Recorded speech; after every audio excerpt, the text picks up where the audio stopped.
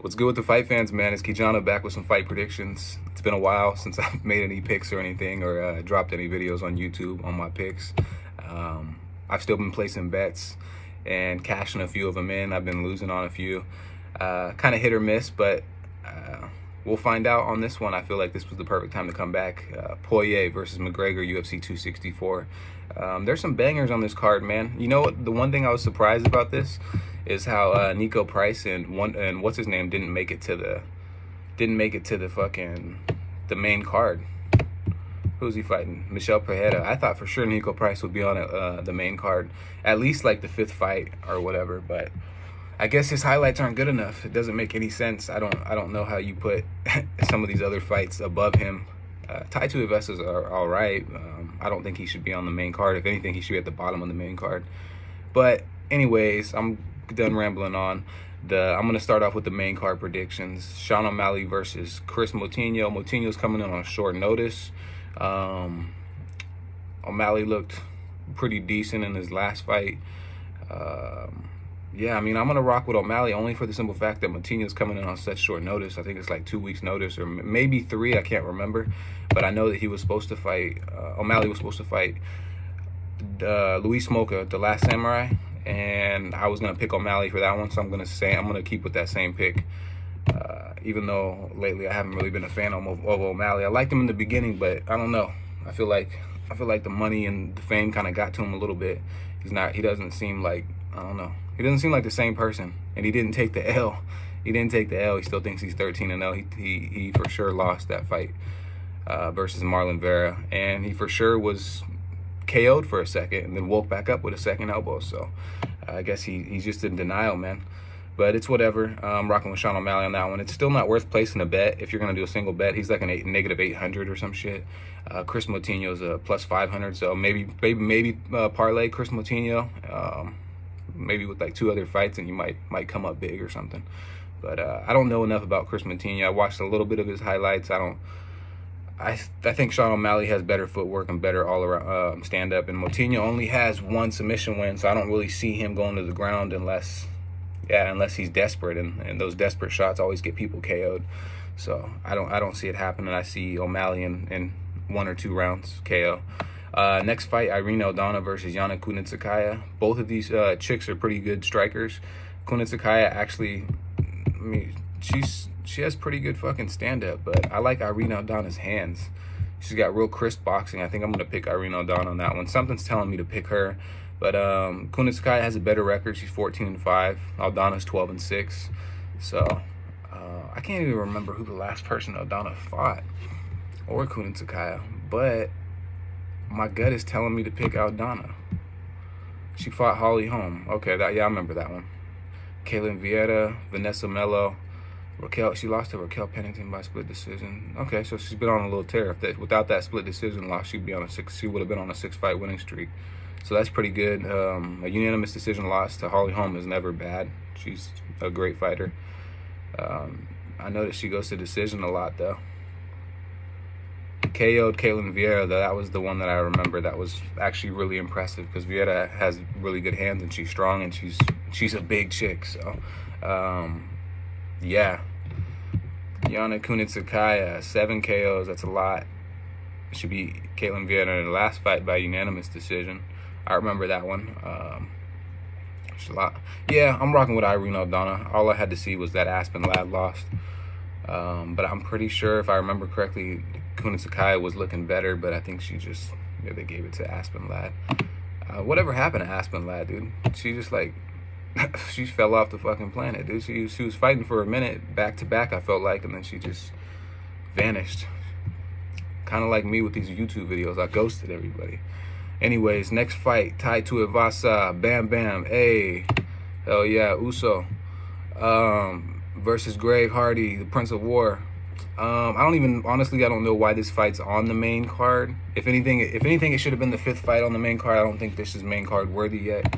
Tai Tuivasa's main card worthy. Greg Hardy, I don't know. He's been on the main card a few times, but I don't know. I think that they should have put Niko Price's fight as the 3rd fight on here for sure. Niko Price is wild, man. I would have liked to see him on the main card. He deserves it. But anyways, I'm rocking with Tai Tuivasa. I'm rocking with Bam Bam. Greg Hardy has improved though, man. He's looked a lot better. I think he's coming off an L if I remember correctly. 7-3 versus 11-3. Tuivasa's tough, man. Yeah, Marcin Tybura beat him by TKO. I remember that one. Most people, I think Greg Hardy came in on short notice for that fight, though. I'm pretty sure he beat Yorgan De Castro. That was a decent win. Maurice Green was a decent win. Went the distance with Volkov. Yeah, I mean, Greg Hardy's learning fast, man. He's a quick learner. He's a big dude. He's powerful. He hits hard, and he's got all the right tools. He's got the fundamentals to beat pretty much anybody in that division. He just needs more experience. So this could be a flip. This could be a coin toss. I definitely think I'm rocking with Tai Tuivasa just because Ty's tough, man. I like him. I like his grittiness. I like how he walks people down and just he tries to KO you, man. He reminds me a lot of Mark Hunt. He trains with Mark Hunt and all them boys, all the Samoans and Hawaiians and shit. I like it. I'm rocking with Tai Tuivasa all the way on this one. Yeah.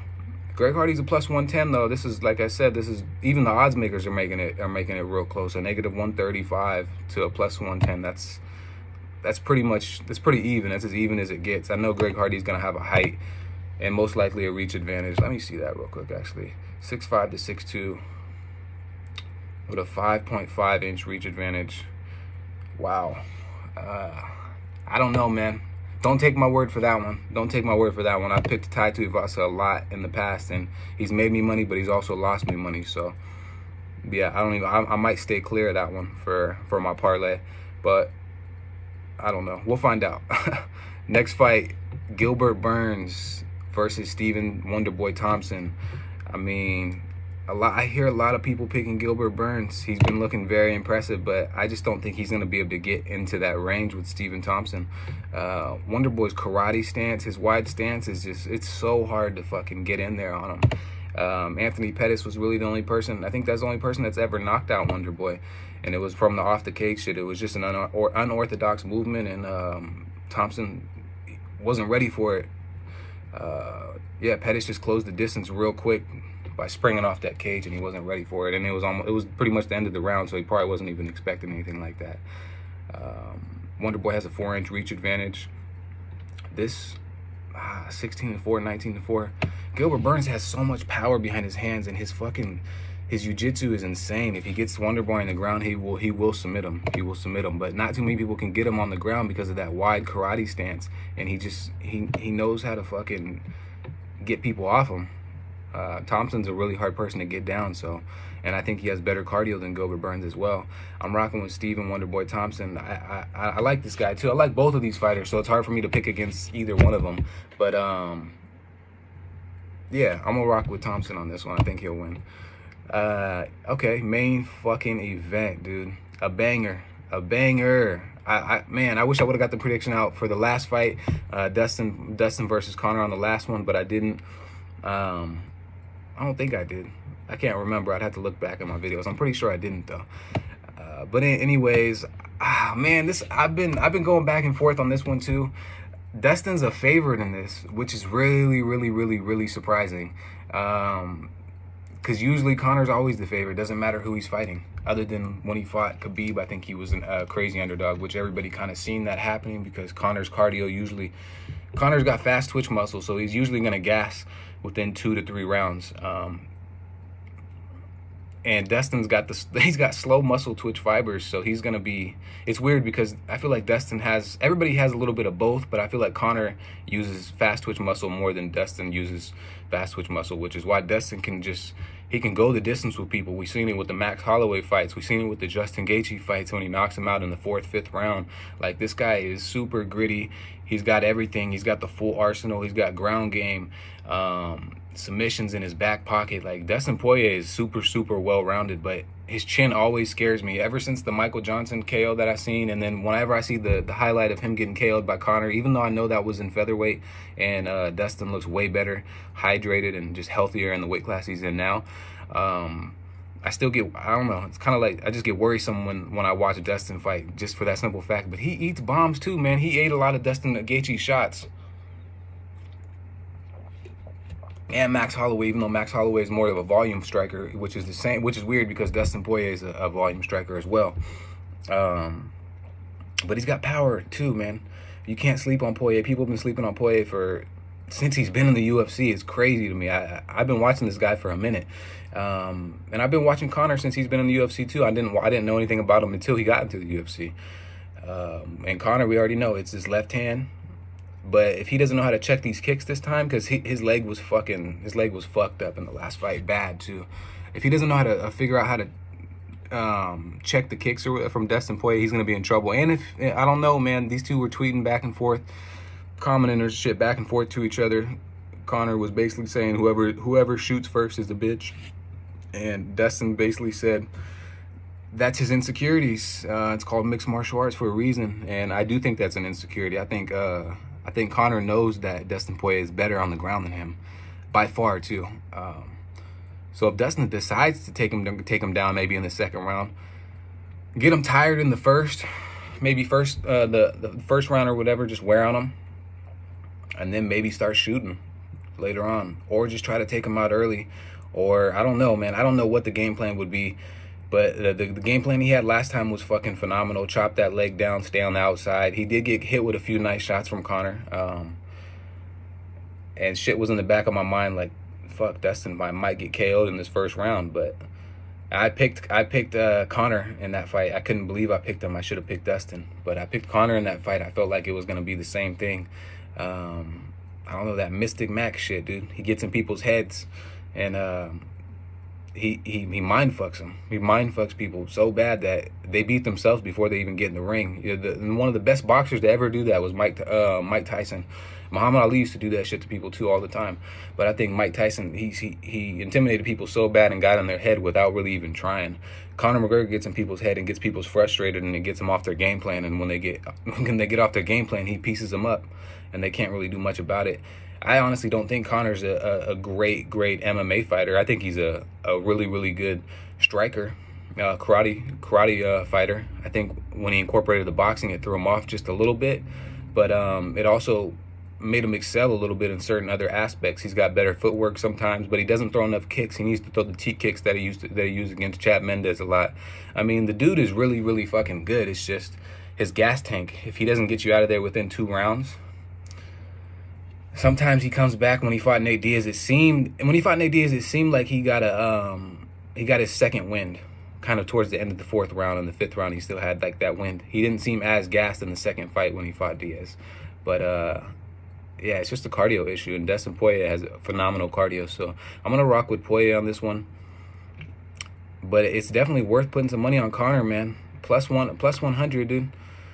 These guys are neck and neck too. They might be even by the time the fight starts. So this is gonna be interesting, super interesting. But I gotta rock with Poirier. I gotta rock with Mr. Louisiana over here. That's where my roots are from, is Louisiana. So I gotta pick that dude. I should have picked him in the last fight. I picked him the first time he fought Conor, but that didn't go too well. I picked Poirier every single time he's been KO'd, and almost every single time after that, other than the fight that he fought, the second fight. So something's telling me to just pick Poirier and rock with him. All right, man. Hopefully you guys enjoyed the fight predictions. I'm gonna get back on this shit for you guys as much as I can. I want to do them every week, but it's time consuming sometimes to get the time out of my day to be able to do the fight predictions. But yeah, anyways, hopefully you guys make some fucking money. Drop some comments. I'm out.